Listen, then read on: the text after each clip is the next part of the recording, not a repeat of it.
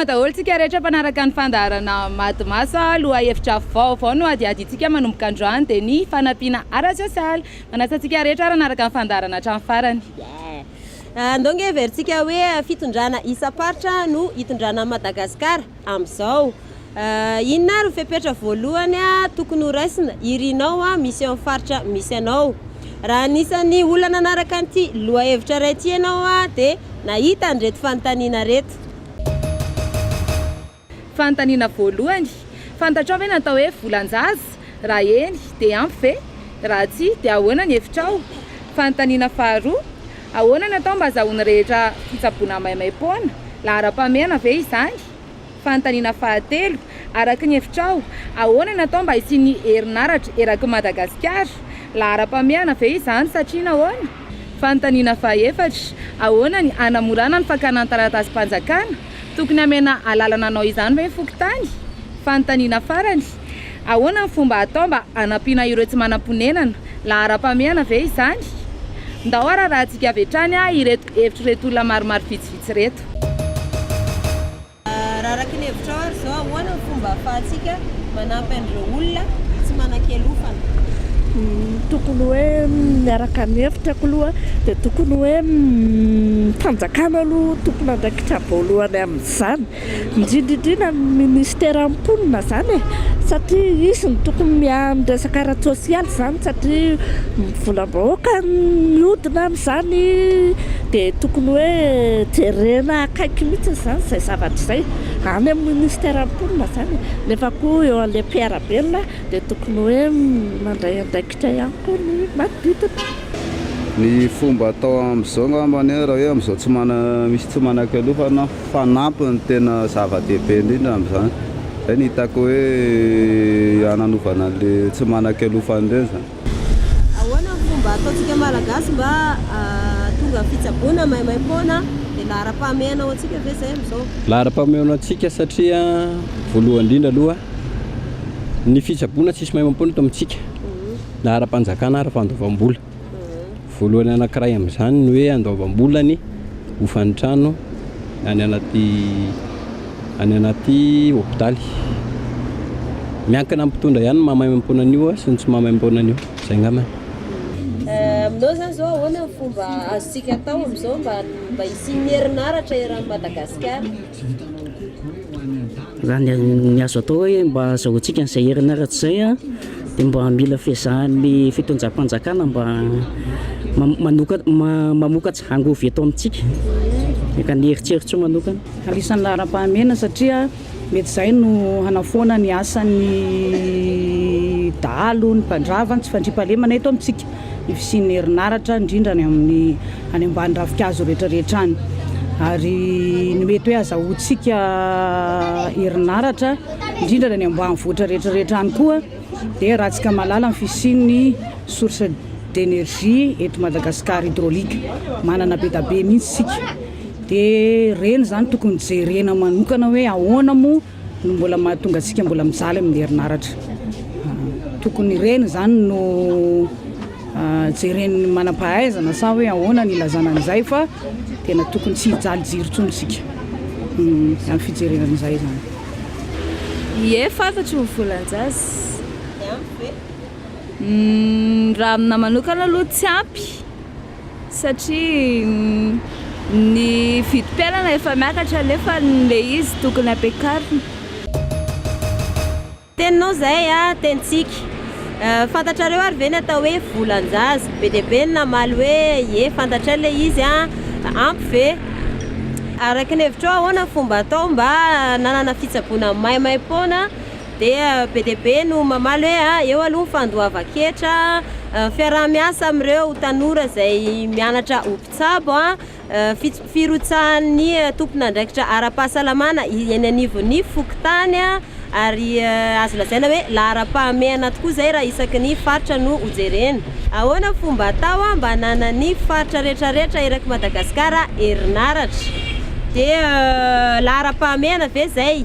Ie, tena lahara-pahamehana be mihitsy ilay izy ary fomba azo atao angamba dia fahaizana manangona ny rano na mizara ny rano isaky ny faritra, eo ihany koa ny fampiasana angovo azo avy amin'ny masoandro angovo azo avy amin'ny rivotra na rano zany hoe reny énergie renouvelable reny azosika atao daholo zany rehetrarehetra zany. Eto ndray fantaniana fahaefatra hoe ahoana fomba anamorana ny fangalana taratasy eny amin'ny fanjakana.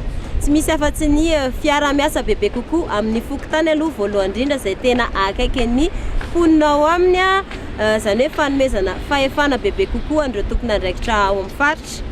Fantaniana farany dia sarosarotra ihany mamaly azy hoe ahoana fomba anampiana andreo olona tsy manan-kialofana. Sarotra be nandroso vahaolana hoe izao no tokony atao fa azo fanjakana atao ihany koa manangana an'ireny hoe logement sociaux na trano fonenana ahafahana manampy azy ireo sady mety hampandrosany Madagasikara. Be dia be vahaolana, be dia be proposition zavatra andrasan'ny Madagasikara amin'izao dia hoe fanapahan-kevitra matotra iroso eo amin'ny foto-drafitrasa vaovao. Ndray antsika aloha amaky commentaire kely anampiana an'izay rehetrarehetra izay. Ozy izy tahina raha oela hoe ny fepetra voalohany iriko ho raisin'ny manam-pahefana dia atao mahay-maim-poana ny fitsaboana ny olona rehetra izay marary ohatra hoe vidim-panafody sy ny sisa. Ny fomba atao mba hanatanteraka an'izany dia mila mandohetra ozy izy amin'ny fomba mangarahara izay mihoatra ny 12 taona ohatra hoe ariary 100 isam-bolana. I playlod MG ndray dia miteny hoe tsy mila hetra sy ny sisa zany io ary tena lahara-pamehana. Io zavatra tena mila ezahana ho atao mahay-maim-poana. Tsy ny volam-panjakana velively akory ny tsy ampy fa ny fahafoizan'ny fanjakana vola anaovana izany. I rova Rafalamanana dia miteny hoe ny volan-jaza dia fanampiana ara-tsôsialy omena ireo zanaky ny mpiasa. Kely dia kely izy io. Eny fa na dia efa nanao ezaka be aza ny tao amin'ny kinapsa ny vahaolana tsara kokoa eny amin'ny fampitaovana ara-pianarana no ampiana. Tena lahara-pamehana ny fitsaboana mahay-maim-poana mba ahazahoana izany dia ireo mpandra raha sy mpitrandraka eo amin'ny toerana no takiana andray anjara amin'ny fanatanterahana ny ampahany. Ohatra mandray anjara amin'ny fananganana hôpitaly, fetohana mpitsabo, ny fanomezana fanafody, asiana fetrany ihany ny fitsaboana mahay-maim-poana. Maro be ireo taratasy ara-panjakana izay misy efa sahan'ny fokotany. Ny azo atao dia mametraka solon-tena maefa isa-pokotany afaka manome taratasy ny fanaraka amin'izay tokony ilaina. Azo atao koa nefa ny manao fidinana matetika eny amin'ny vahoaka ho an'ny kopia na ny CIN. Azo eritreretina koa ny fanaovana birao-panjakana ny voa 420 ora toy ny hôpitaly sy ny fitandronan'ny filaminana. Tena lahara-pamehana ny fananana toeram-ponenana. Io no iray amin'ireo filana fototra mahaolona. Ny fanjakana na ireo mpitrandraka eo atoerana no manangana trano ho an'ny olona. Ilay olona avy eo miasa ho an'ilay mpitrandraka na ny fanjakana. Azo atao koa nefa ny mamerina ny valitanana.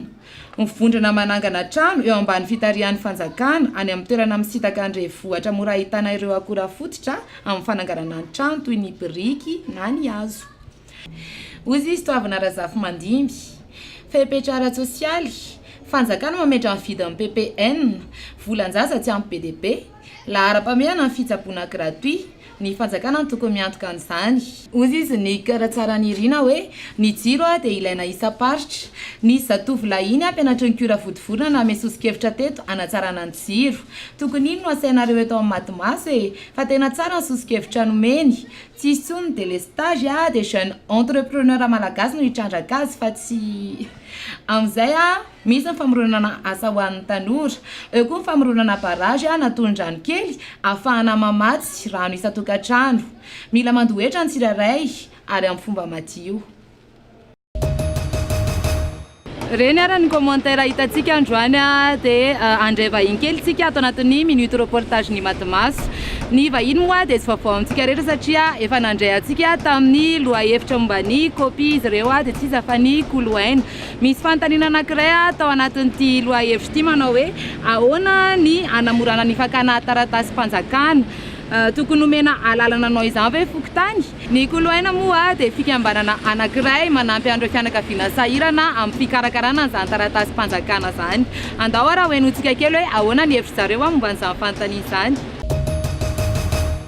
Izaho safirany anarako tompon'andraikitra nisan'ny tompon'andraikitra eo anivon'ny koloaina mikasika ny soram-piankonana dia raha ny amaliko an'ilay fanontanianao teo dia raha ny voalazany lalàna alohany araky ny article 47 ny circulaire 788-MJ/CAB dia efa manana andraikitra ny fokontany afaka ahafahany manao fanambaram-piterahana fa natokana ho an'ireo fokontany izay lavitry ny commune ihany anefa izany.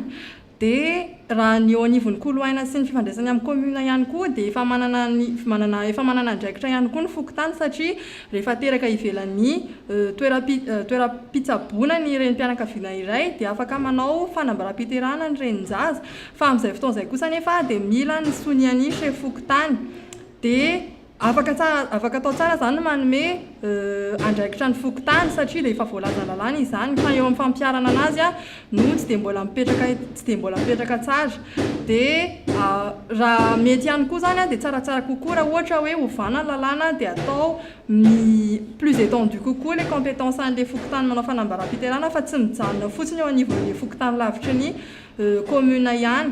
Dia tsara ihany kokoa raha ohatra hoe apetraka eo anivon'ny commune rehetra manerana Madagasikara izay paika efa ampiaran'ny commune urbaine Antananarivo izay. Madame Aja, tompon'andraikitra voalohany amin'ny fikarakarana taratasy ara-panjakana amin'ny fianakaviana karakarain'ny koloaina. Ny kopia vitanay tao anatin'ny herintaona dia manodidina ny 10 teo. Ny fikarakarana ilay izy aloha hitanay hoe misy fivoarana satria miara-miasa zahay amin'ny fokontany dia miara-miasa koa zahay amin'ny firaisam-pokotany dia miara-miasa ihany koa zahay tamin'ny tribunal nafahana nazahoana an'ireo kopia ireo zany hoe nisy ny fifanarahana fiara-miasa niaraka tamin'ireo tanatohatra tsirairay ireo izay tsy mbola nataon'ny koloaina hatramin'izay fa kosa efa nivoatra arakaraky ny toetrandro satria koa ny anara moa zany hoe partenaire amin'ny filazana azy zany hoe ny tahaky an'izay taratasy fifanarahana fiara-miasa izay nafahanay nanao sy navita an'izay kopia izay kanefa na dia izany ara dia misy ny olana ohatra fotsiny hoe ny dossier karakarain'ny koloaina tsy mitovy amin'ilay teo aloha hoe mandeha tsirairay fa maro araky ny mahamaro anazy dia betsaka ny dossier mandalo zany eo amin'ny voalohany indrindra aloha amin'ny firaisam-pokotany angatahantsika ny taratasy fiakarana tribunal na koa atao hoe certificat de recherche infructueuse izay ny anarany raha tsy mahazo an'io zany ny olona dia tsy afaka miakatra tribunal kanefa zany ny dossier anay maro dia araky ny mahamaro anazy dia mitombo ny asan'ny firaisam-pokotany izay somary nanasarotra amin'ny fahazahoana ny taratasy io raha taloha ohatra hoe mandeha tsirairay ny olona dia lasa dia vetivety ihany dia azo ny taratasy fa araky ny mabetsaka anazy dia somary mangatakandro zany ny firaisany.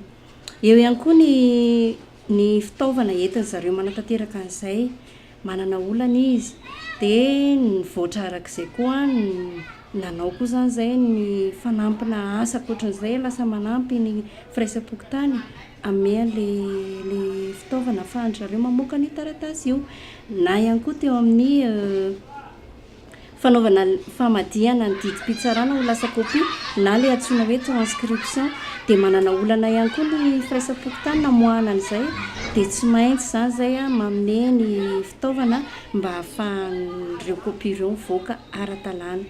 Dia toy izay koa ny teo anatrehan'ny fitsarana raha teo aloha mandeha tsirairay ny olona dia zareo manao ny didim-pitsarana fa nanao an'io dossier io dia maro loatra dia tsy maintsy izahay zany no nanao an'ilay didim-pitsarana tsirairay isaky ny dossier dia izay tompoko ny anisany hoe olana ny akoatr'izay moa zany olana majinijinika tsy dia tena hoe goavana.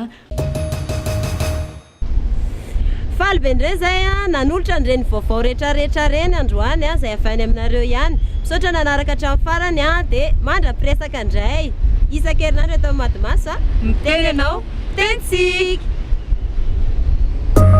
Azo diny manaraka amin'ny Fandaharana Mad'Maso ny alatsinainy ny alarobia ny zoma ary ny sabotsy eo amin'ny fahitalavitra mahazatra anao.